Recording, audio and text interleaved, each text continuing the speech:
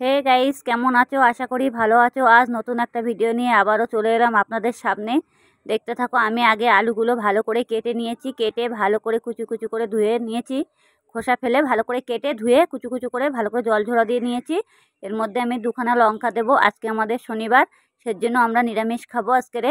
কিভাবে খাবো তাড়াতাড়ি করে, শুধু ভাত আছে, তা ভাতগুলো কি করব এখন।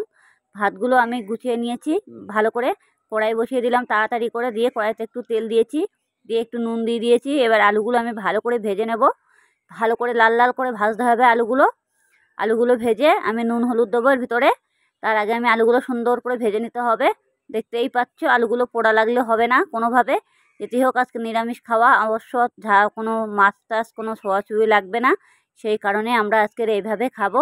আর অবশ্য বাচ্চাদের খাবার এইভাবে করে দিলে খুবই ভালো লাগবে।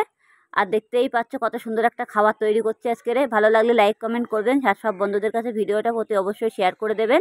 টেনে টেনে দেখবেন না, তাহলে কিছুই বুঝতে পারবেন না। যাই হোক, আমি আলুটাকে ভালো করে ভেজে নিলাম, নিয়ে সুন্দর করে ভেজে নিতে হবে। আর বাচ্চারা এইসব খাবার করে দিলে বেশি পছন্দ করে সব সময়ের জন্য।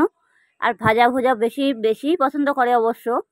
আলুটা আমার অবশ্য ভাজা ভাজা হয়ে যাওয়ার মতন হয়ে গেছে, দেখতেই পাচ্ছ। আমি অবশ্য নুনটা তেলের মধ্যে দিয়ে দিয়েছি। আলুটা খুব তাড়াতাড়ি মানে সিদ্ধ হয়ে যাবে আর ভাজাও হয়ে যাবে। যেটি হোক, আমার নুন আর হলুদ এর মধ্যে দিয়ে দেবো। আমি হলুদ দিয়ে দিয়েছি, এই যে অল্প একটু লাস্টে। হলুদটা আমি অবশ্য আগে দেব না, দিইনি, পরে দিয়ে দিয়েছি। ভাজা হয়ে যাওয়ার মুখে হলুদটা দিয়ে দিয়েছি। এবার এটা আমার পুরো ভাজা হয়ে গেছে। এবার তার আগে আমি ভাতটাকে পুরো রেডি করে রাখবো। দেখতেই পাচ্ছ কত সুন্দর কালার চলে এসেছে ভাতের। আলু দিয়ে ভাতের ফ্রায়েড রাইস বানাবো, শুধু ভাতটাকে নষ্ট করব না যেটি হোক। আর বাচ্চারা এইসব খাবার সবসময়ের জন্য বেশি মুখরুচি খাবার, এইসব খেলে বেশি পছন্দ করে বাচ্চারা বেশি। তার জন্য আমি আজকের এই খাবারটা বেশি করে বানাইছি, অল্প করে ঘরে বসে। তাড়াতাড়ি করে শুধু ভাত থাকলে কি করব, তখন তো আর খেতে চাইবে না। এটা খাবো, ওটা খাবো, ডিম খাবো, মাছ খাবো, তখন তো এসে শুরু করে দেবে না। তার আগে আমি এই ভাতগুলো, দেখতেই পাচ্ছ ভাতগুলো আমি দোলাগুলো ভালো করে ভেঙে ভেঙে নিয়েছি। ভাতগুলো দোলা থাকলে হবে না, ভাতগুলো পুরো দোলা দোলা ভাত পুরো ভেঙে নিতে হবে হাত দিয়ে। এই যে দেখতেই পাচ্ছ কত ঝুরু ঝুরু করে নিয়েছি। ঠান্ডা ভাত থাকতে হবে, গরম ভাত থাকলে হবে না। পুরো ঠান্ডা একদম ভাতটা, যেটি হোক গরম থাকলে কড়াইতে লেগে যাবে। যার জন্য আমি এটা ভাতটা পুরো ঠান্ডা গামলার মধ্যেই আছে। অবশ্য আমার রাতের ভাত ছিল এটা। অবশ্য বাচ্চারা সবসময় খেতে পছন্দ করে না এই ভাতগুলো, এর জন্য। আবার শুধু ভাত থাকলে খাবো না, এটা খাবো না, ওটা খাবো না, এ খাবো না, তা খাবো না, এরকম নানান বাহানা শুরু করে দেয় বাচ্চারা, অনেক কিছু বাহানা করে। যাই হোক, অনেক রকম নানান বাহানা শুনতে শুনতে তো অনেক কিছু ঝামেলা হয় বাচ্চাদের সাথে। এটা খেতেই হবে, ওটা খেতেই হবে। এবার আমি ভাতগুলো পুরো ঝুরো করে নিয়েছি। এবার আলুটাকে আমি ভালো করে ভাজা হয়ে গেছে, দেখতেই পাচ্ছ কত সুন্দর করে ভেজে নিয়েছি আলুটা। এবার আমি ভাতটা কড়ার ভিতরে দিয়ে দেবো, দিয়ে এটা ভালো করে নাড়াচাড়া দিতে হবে। দেখতেই পাচ্ছ এটা করে ভাতটা পুরো দিয়েছি। এবার আলুটাও আমার ভাঙবে না, গোটা গোটা থাকবে। আর ভাতটা পুরো ফ্রায়েড রাইস সাদা মানে হয়ে যাবে, পোলাও ভাতের মতন হয়ে যাবে। ফ্রায়েড রাইস বলছি কেন, পোলাও ভাত যেমন হয় এরকম পোলাও ভাতের মতন হয়ে যাবে। ভাতগুলো পুরো একটা একটা হয়ে যাবে। দেখতেই পাচ্ছ কালারটা কত সুন্দর চলে এসেছে, আরও কালার চলে আসবে নাড়তে নাড়তে। অবশ্য বেশি মানে গ্যাসটাকে হাই করে দেওয়া যাবে না, যেটি হোক কড়ার তলায় ভাতটা পুরো আটকে যাবে।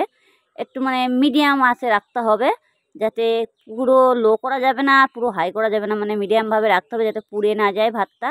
যার জন্য এভাবেই রেখে দিতে হবে, দিয়ে এটাকে ভালো করে নাড়তে হবে। আবার তলার জন্য লেগে না যায়, নাহলে চাং চাং হয়ে যাবে, আর তাহলে ভাতটা ঝুরু ঝুরু হবে না। এই কারণে দেখতেই পাচ্ছ দেখো কত সুন্দর কালার চলে এসেছে ভাতের, দেখেছো। এবার এইভাবে করলে আর ভাতটা খেতে খুবই স্বাদ হবে। অবশ্যই আমি এর মধ্যে কিছুই দিইনি, নুন আর এক ফোঁটা হলুদ দিয়েছি, আর 2 পিস কাঁচা লঙ্কা। আপনারা চাইলে পেঁয়াজটাই দিতে পারো, যেটি হোক আজকে আমাদের নিরামিষ তো সেই জন্য আমরা বেশি কিছু দিইনি, নুন হলুদ আর কাঁচা লঙ্কা দিয়েই করেছি, যেটি হোক ভালো লাগবে।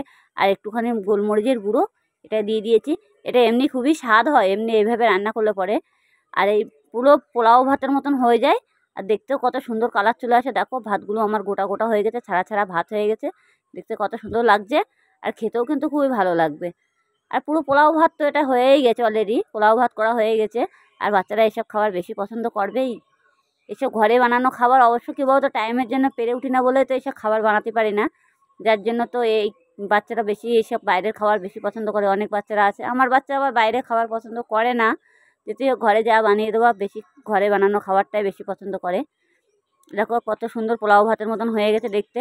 আপনারা চাইলে এর মধ্যে মানে কোনো রকম সবজি দিয়েও খেতে পারো, না হলে কোনো একটা ভাজা দিয়েও খেতে পারো। একদম পুরো পোলাও ভাত দেখতেই পাচ্ছি আমি থালায় বেড়ে নিয়েছি। এই দেখো কত সুন্দর কালার চলে এসেছে, একদম পুরো একটা একটা ভাত।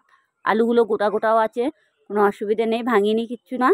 আর এইভাবে খেতেও খুবই স্বাদ হয়। আপনারা ঘরে বসে অতি অবশ্যই চেষ্টা করুন। আর ভালো লাগলে লাইক কমেন্ট করবেন আর সব বন্ধুদের কাছে শেয়ার করে দেবেন।